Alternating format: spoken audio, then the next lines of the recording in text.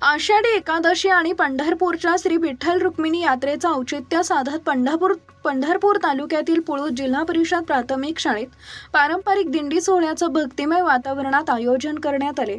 विद्यार्थ्यांच्या उत्स्फूर्त सहभागामुळे संपूर्ण गाव वारकरी भक्तीने भारावून गेले। विठ्ठला विठ्ठला ज्ञानोबा तुकाराम या जयघोषांनी पुळूस गाव दुमदुमून गेले।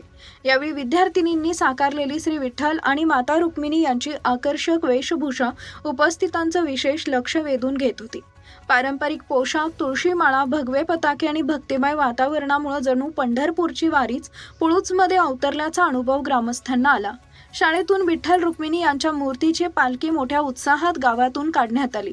टाळ, चिपळ्या, मृदंगाच्या गजरात विद्यार्थी, शिक्षक आणि ग्रामस्थांनी अभंग गात दिंडीत सहभाग घेतला।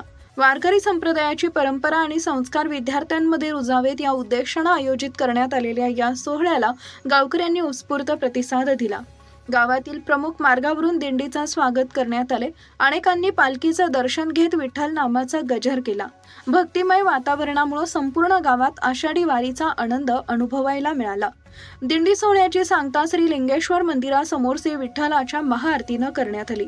आरतीनंतर सर्वांनी विठ्ठल रुक्मिणी चरणी सुख समृद्धी, चांगला पाऊस आणि शेतकऱ्यांच्या भरघोस उत्पन्नासाठी प्रार्थना केली। यानंतर सर्व विद्यार्थ्यांना समाधान लोमटे आणि धनाजी देशमुख यांच्या वतीनं शाबू खिचडीच्या महाप्रसादाचे वाटप करण्यात आले। विद्यार्थ्यांनी मोठ्या आनंदाने प्रसादाचा लाभ घेतला। या उपक्रमातून विद्यार्थ्यांना वारकरी परंपरा, संत साहित्य, संस्कृती आणि भक्तीचा वारसा यांची ओळख करून देतानाच भारतीय संस्कृतीतील एकात्मता, सेवा आणि समर्पणाचे संस्कार देण्याचा प्रयत्न करण्यात आला। शाळेच्या या अभिनव उपक्रमाचे पालक आणि ग्रामस्थांनी कौतुक करत अशा उपक्रमांमुळे मुलांमध्ये संस्कार आणि सामाजिक जाणीव अधिक दृढ होत असल्याची भावना व्यक्त केली आहे।